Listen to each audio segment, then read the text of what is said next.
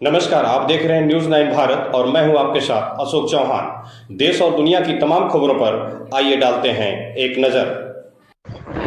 महाराष्ट्र के Nanded सोमश colony के रहवासी PS Pathak, इनका घर गिरा दिया गया है। उनके भाई पर गुनाह का दाखिला हुआ है। उनको अरेस्ट करने की मांग पीएस पाठक ने एक प्रेस कॉन्फ्रेंस कर की है। न्यूज़ 9 भारत के लिए उमाकांत भालेराव की खास रिपोर्ट। प्रभाकर तुकारामचंद पाठक, वयोवर्ष 70, ज्येष्ठ नागरिक, सोमेश कॉलनीमध्ये राहतो। माझ्या घरात याचा सिटी सर्वे नंबर 3452 असून त्याचे क्षेत्रफळ दुरुस्तीसाठी गेल्या 7 वर्षापासून मी प्रयत्नशील होतो आणि ते न होऊ देण्याचं काम आमचे चुलत बंधू दीपक रामकृष्णराव पाठक हे करत होते।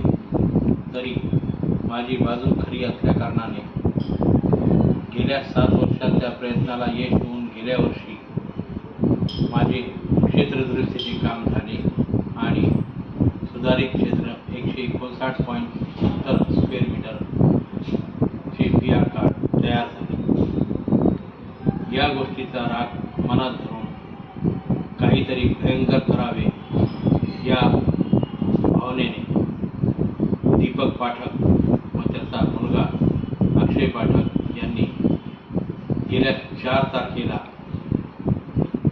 माझे घर सकाळी 9 वाजता फोडण्यास सुरुवात केली। त्यावेळेस मी आणि माझी पत्नी आम्ही दोघेही तिरुपतीला जाण्याच्या निमित्ताने नांदेडच्या बाहेर होतो।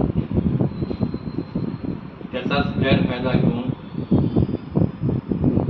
अक्षय पाठक यांनी भाडोत्री गुंड लावून दीपक पाठक यांच्या आर्थिक सहाय्याने या कृतीला मूर्त रूप दिले।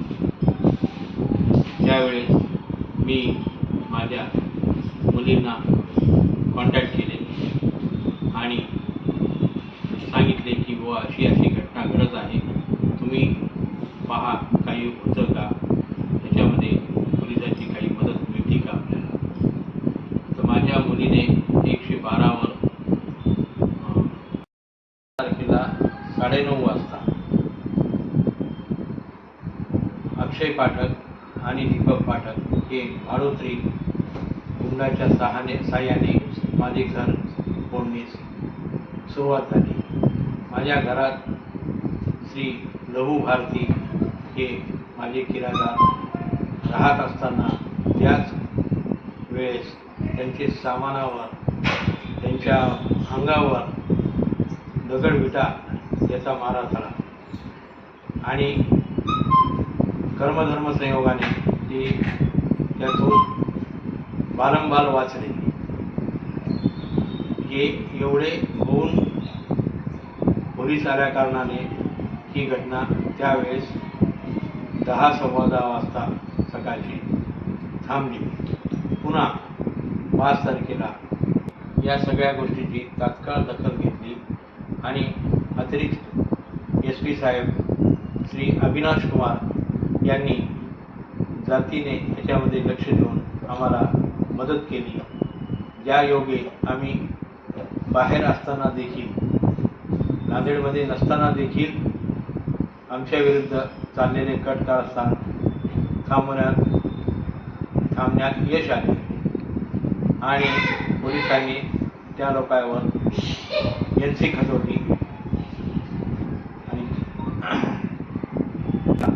पहाटे पुन्हा 2:45 वाजता अक्षय पाठक याने त्या NCची पर्वा न करता पुन्हा माझे घर फोडण्यास सुरुवात केली व हा कार्यक्रम जवळजवळ सकाळी 4 वाजेपर्यंत चालला। याही वेळेस अतिरिक्त SP साहेब यांनी, श्री अविनाश कुमार यांनी मला पर्सनली जातीने लक्ष घालून मदत केली व रात्रीचे त्यांचे कट कारस्थान हाणून पाडण्याच्या दृष्टिकोनातून पोलीस कुमक पाठवली। त्या गोष्टीचा मला बराच फायदा आला. तरी माझे घर पूर्ण उद्ध्वस्त करण्यात हे लोक अक्षय पाठक व दीपक पाठक पूर्णपणे यशस्वी ठरले.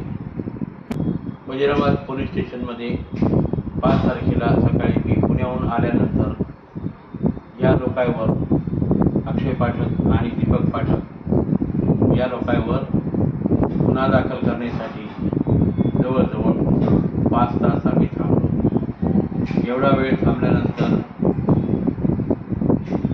गुन्हा दाखल झाला, पण या लोकांनी जे केलेले गुन्हे होते त्या अनुषंगाने त्याचे गांभीर्य ओळखून भारतीय दंडविधान जे योग्य कलम लागायला पाहिजे होते ते लागले नाही.